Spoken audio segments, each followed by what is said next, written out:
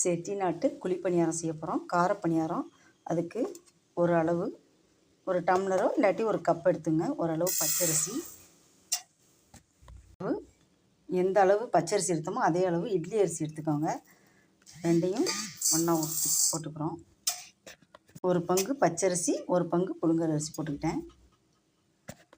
எடுத்துக்கோங்க. ரேஷன் அரிசி பச்சரிசியாக இருந்தாலும் பரவாயில்ல, வீட்டு பச்சரிசியாக இருந்தாலும் பரவாயில்ல, ரேஷன் இட்லி அரிசி இருந்தாலும் பரவாயில்ல. ஒரு ஸ்பூன் வெந்தயம் போட்டுக்கிட்டோம்.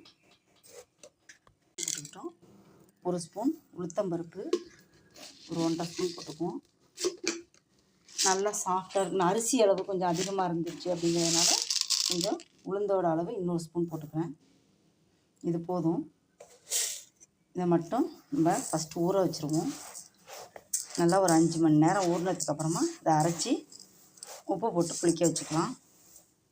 இந்த ஊற வச்சு எடுத்துக்கலாம். ஃபஸ்ட்டு ஸ்பூன் போட்டுக்கிட்டேன். வெந்தயம் 1 ஸ்பூன் போட்டேன்.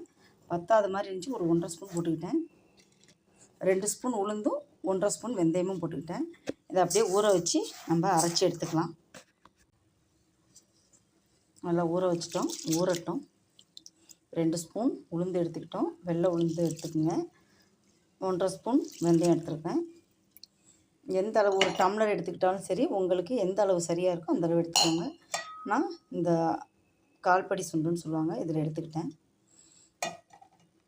அதுக்கு மாவு அரைச்சாச்சு.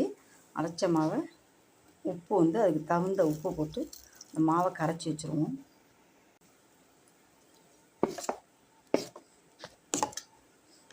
மாவை புளிக்க வச்சிடணும். இப்போ நைட்டு அரைச்சிருக்கோம். ஒரு 5 மணி நேரம் 6 மணி நேரம் புளிச்சாலே போதும். காலையில் இதில் காரப்பணியாரமும் செய்யலாம், இனிப்பு பணியாரமும் செய்யலாம். நமக்கு எது வேணுமோ செஞ்சுக்கலாம்.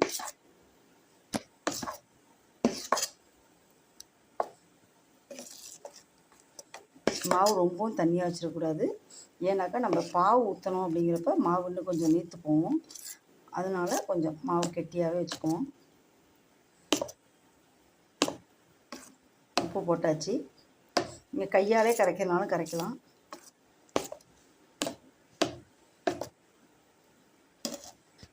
குழிப்பணியார மாவு ரெடி ஆகிடுச்சு.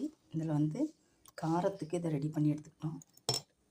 குழிப்பணியாரம் காரப்பணியாரம் செய்ய போகிறோம். அதுக்கு நேற்று அரைச்ச மாவை எடுத்து கலந்து வச்சாச்சு.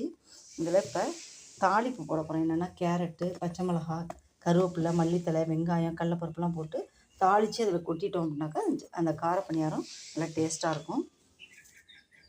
ஆரம்பிச்சிச்சு. கடுகு பொரிஞ்சோன்னே கடுகு பொரிஞ்சதுக்கப்புறம் உளுத்தம்பருப்பு போட்டுக்கலாம்.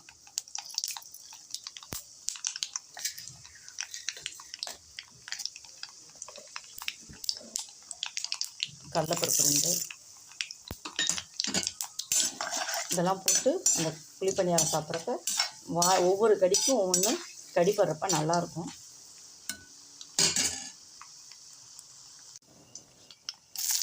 வெங்காயம் 1 கொஞ்சோன்னு கருவேப்பிலை, பச்சை மிளகாய், கேரட் கொஞ்சம். கேரட்லாம் போட்டால் கொஞ்சம் சத்துள்ளதாக இருக்கும் அப்படிங்கிறதுக்காக கேரட் போட்டுக்கிறேன். கடைசியாக மல்லித்தலை நல்லா வதக்கிட்டு அந்த மாவில் கலந்துக்கணும். ஏற்கனவே மாவு உப்பு போட்டு நைட்டே பிசைஞ்சு வச்சுட்டோம். இதுக்கு ஒரு கார சட்னி ஒன்று அரைக்க போகிறோம். ரெட் கார சட்னி. அதெல்லாம் நல்ல டேஸ்ட்டாக இருக்கும். நல்லா வதங்கிடுச்சு. இதை மாவில் கலந்துக்கலாம். உப்பு போட்டுக்கலாம். இப்போ இந்த தாளிக்கிறதுக்கு தகுந்தது நல்லா வதங்கிடுச்சு. இதை மாவோட கலந்துக்கலாம்.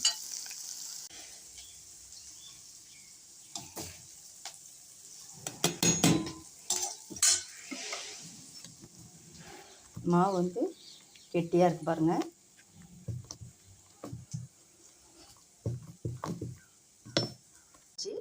நேற்று கிரைண்டர் கழுவுறப்ப அந்த மாவு கொஞ்சம் அந்த தண்ணியை எடுத்து வச்சு அந்த கீழே ஊற்றலை, அந்த தண்ணியை கொஞ்சம் கலந்துக்கிறேன். ஏன்னாக்கா நமக்கு அந்த தண்ணி வேஸ்ட் ஆக்க வேணாம், கிரைண்டர் கழுவுன தண்ணின்ட்டு மாவு கெட்டியாக தான் பிணைஞ்சி வச்சேன்னா.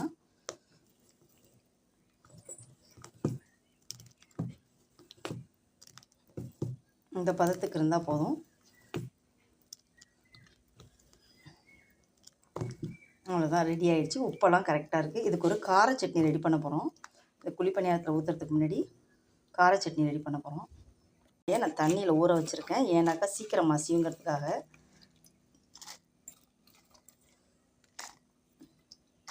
ஒரு 10 மிளகா போட்டிருக்கேன், உங்களுக்கு தகுந்தது போட்டுருங்க. எல்லாத்துக்குமே தொட்டுக்கலாம் அந்த சட்னி. அதுக்கு வெங்காயம், சின்ன வெங்காயம் ஒரு 10 வெங்காயம் எடுத்துக்கோங்க. இதை ஃபஸ்ட்டு ஒரு ஓட்டி எடுத்துடலாம். இதுக்கு இப்போ தகுந்த உப்பு, எவ்வளோ உப்பு வேணுமோ அதுக்கு தகுந்த உப்பு போட்டுக்கிறோம். தக்காளி ஒரு 1 கட் பண்ணி வச்சுருக்கிறதுல ஒரு தக்காளி போடுறேன். புளிப்புக்கு இன்னும் கொஞ்சம் வேணும்னா உங்களுக்கு தகுந்த மாதிரி போட்டுங்க. நான் ஒரு தக்காளி போட்டுக்கிறேன். இப்போ இதில் என்ன பண்ண போகிறோம், தாளித்து ஒரு சட்னியை ஒரு வதக்கி இதில் வச்சுக்க போகிறோம். இந்த உளுத்தம்பருப்பு, நீங்கள் வெள்ளை உளுத்தம்பருப்பு இருந்தாலும் போட்டுங்க. என்கிட்ட இல்லாதனால இருக்கிறத போட்டுக்கிட்டேன் நான். இதுவும் பொரிஞ்சதுக்கப்புறமா கருவேப்பிலையை போட்டுருவோம்.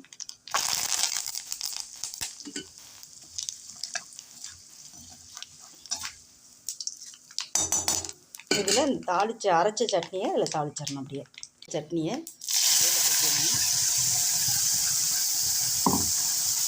லைட்டாக வதக்கினா அந்த பச்சை வாசனை போயிடும்.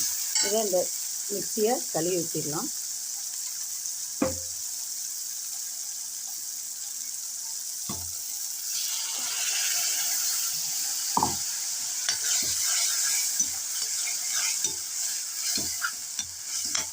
உப்பெல்லாம் பத்தலைன்னா இந்த டைப்பில் நீங்கள் போட்டுருங்க. பார்த்துங்க, கொஞ்சம் ஒரு லைட்டாக இந்த எண்ணெய் மிதந்து வர அளவுக்கு கொஞ்சம் வதங்கினா போதும்.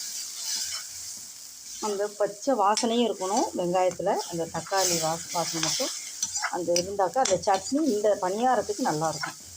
வதக்காமல் அரைக்கணும். இப்படி செஞ்சாக்கா நல்லாயிருக்கும். இப்போ ரெடி ஆகிடுச்சு. இந்த சட்னி எடுத்து நம்ம பாத்திரத்தில் எடுத்து வச்சுக்கலாம்.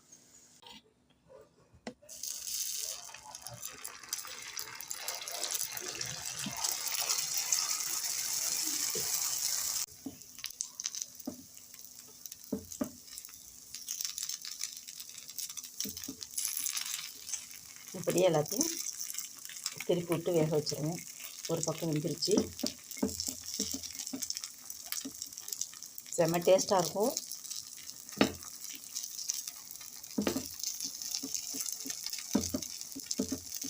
இந்த பக்கம் வெந்ததுக்கப்புறம் எடுத்துடலாம். பணியாரம் ரெடி ஆகிடுச்சு. கார சட்னி வச்சு சாப்பிட்லாம். இந்த கார சட்னி செஞ்சு சாப்பிட்டா தான் நல்லாயிருக்கும். நீங்கள் வதக்கிட்டு அரைச்சோன்னா அது டேஸ்ட்டாக இருக்காது. இந்த மாதிரி செஞ்சு ரெட் சட்னி செஞ்சு நீங்களும் செட்டிநாட்டு பணியாரம் இப்படி எடுத்து